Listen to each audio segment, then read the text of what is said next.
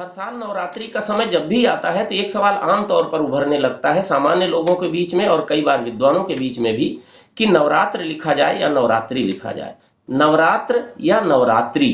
हम इस सवाल को हल करें इसके पहले मेरे ख्याल से यह जान लेना अच्छा रहेगा कि नवरात्र आखिर है क्या, इसे हम मनाते क्यों हैं, इसके पीछे का रहस्य क्या है। तो जो सनातनी लोग हैं, हिंदू धर्म के लोग हैं, साल में 2 बार नवरात्र मनाते हैं। पहला नवरात्र चैत्र महीने की शुक्ल प्रतिपदा से नवमी तक और दूसरा नवरात्र जो है आश्विन महीने की शुक्ल प्रतिपदा से नवमी तक। पहले नवरात्र को जो चैत्र महीने में आता है उसे वासंतिक नवरात्र कहते हैं। दूसरा नवरात्र जो है उसे हम शारदीय नवरात्र कहते हैं जो आश्विन महीने में आता है। तो इस तरह से 2 नवरात्र खास तौर से हम जानते हैं। पहले नवरात्र में जो चैत्र वाला है उसमें शक्ति के साथ साथ विष्णु की उपासना की जाती है, लेकिन दूसरा नवरात्र जो शारदीय है उसमें शक्ति की उपासना विशेष रूप से होती है। तो ये 2 आम तौर पर जन सामान्य के बीच में जाने जाते हैं, पहचाने जाते हैं, लेकिन इसके अलावा 2 नवरात्र और हैं जिनके बारे में कम लोग जानते हैं।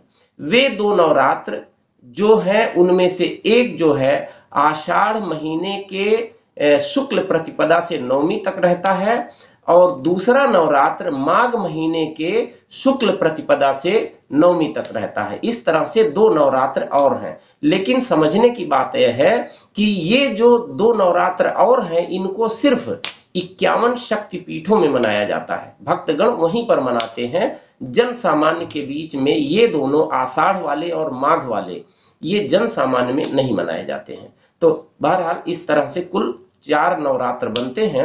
अब सवाल है कि नवरात्र में क्या खास है। तो नवरात्र दरअसल 9 शक्तियों के प्रतीक के रूप में जाना जाता है। ये नवरात्र जो है 9 शक्तियों से युक्त माने जाते हैं। ये 9 शक्तियां देवी दुर्गा के 9 रूप हैं, शक्ति के 9 रूप हैं। पहला रूप है शैलपुत्री, पहले रूप का नाम है शैलपुत्री। शक्ति का दूसरा रूप है ब्रह्मचारिणी। शक्ति का तीसरा रूप है चंद्रघंटा।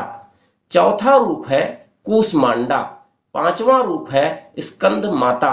6ठा रूप है कात्यायनी। 7वां रूप है कालरात्रि। 8वां रूप है महागौरी और 9वां रूप है सिद्धिदात्री। इस तरह से शक्ति के ये 9 रूप हैं जिनकी एक एक दिन करके उपासना की जाती है। अब जो है इससे जुड़ी हुई 1-2 छोटी छोटी कथाएं हैं। मुख्य कथा पुराण की है और उस कथा के हिसाब से महिषासुर नाम का राक्षस था जिसने भगवान शिव की आराधना की और आराधना करके उसने बहुत सारी शक्तियां अर्जित कर ली और इतनी अजेय शक्तियां थीं कि ब्रह्मा, विष्णु और खुद महेश भी उसको हरा नहीं सकते थे। ये सब हराने में असफल हो गए तो सारे देवता चिंतित हो गए। तो समाधान निकाला गया और उस समाधान के तहत सारे देवताओं ने अपनी शक्तियों को मिलाकर देवी दुर्गा का अवतरण किया। तो देवताओं की शक्तियों को मिलाकर उनके तेज से जो देवी दुर्गा अवतरित हुई, उस देवी दुर्गा ने महिषासुर का वध किया। एक कहानी यह है। दूसरी कथा छोटी सी यह है, रामायण से आती है कि भगवान राम, लक्ष्मण, हनुमान और वानर सेना ने आश्विन मास के शुक्ल प्रतिपदा से नवमी तक जो है शक्ति की उपासना की और दशमी के दिन लंका पर चढ़ाई करके जीत अर्जित की। तो इस तरह से ये 2 कथाएं आती हैं। लेकिन अब इसके बाद हम देखते हैं कि आखिर नवरात्र लिखा जाए या नवरात्रि लिखा जाए। नवरात्रि बिल्कुल ठीक लगता है देखने में, रात्रि तत्सम शब्द है, कहीं कुछ दिक्कत नहीं महसूस होती। लेकिन एक स्थिति ऐसी बनती है कि नवरात्रि शब्द गलत हो जाता है व्याकरण की दृष्टि से।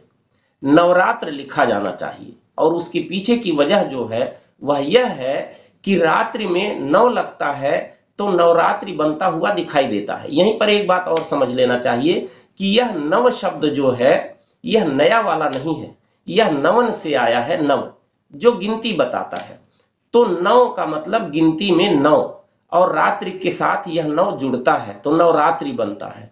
तो इस तरह से यह शब्द सामासिक हो जाता है, इसमें समास हो जाता है और जिसे हम जानते हैं, समझते हैं द्विगु समास के रूप में। जो पहला पक्ष है, पहला पद है, अगर संख्यावाची है तो वह शब्द जो है सामासिक द्विगु समास वाला कहा जाता है। द्विगु समास होने के नाते इस शब्द में अंत में समासांत प्रत्यय अच आता है। तो जब अच प्रत्यय आता है तो रात्रि के ई का लोप हो जाता है और शब्द बनता है अंतिम रूप से नवरात्र। तो नवरात्र जो है सही शब्द है, नवरात्र, छोटी ई की मात्रा नहीं होनी चाहिए। तो मेरे ख्याल से बात अब समझ में आ रही होगी कि नवरात्र कैसे बना। लेकिन यहीं पर एक बात और समझ सकते हैं कि संख्यावाची पहला पद होने का यह अर्थ नहीं हो गया कि हर जगह द्विगु समास ही होगा। हो सकता है यह बहुव्रीहि समास भी हो जाए, जैसे कि पंचानन, पांच मुख वाला, अर्थात शंकर, शिव। तो यहाँ पांच मुख वाला भले संख्यावाची है लेकिन अर्थ तीसरा निकल रहा है, यहाँ शब्द पर सीमित नहीं रहा मामला। इसी तरह से षटपद, षटपद 6 पैरों वाला यानी भ्रमर, भंवरा, तो अर्थ भंवरे का निकला, तो यहाँ भी बहुव्रीहि समास हो गया। तो मेरे ख्याल से इस तरह से समास का छोटा सा ज्ञान भी हम यहाँ कर सकते हैं।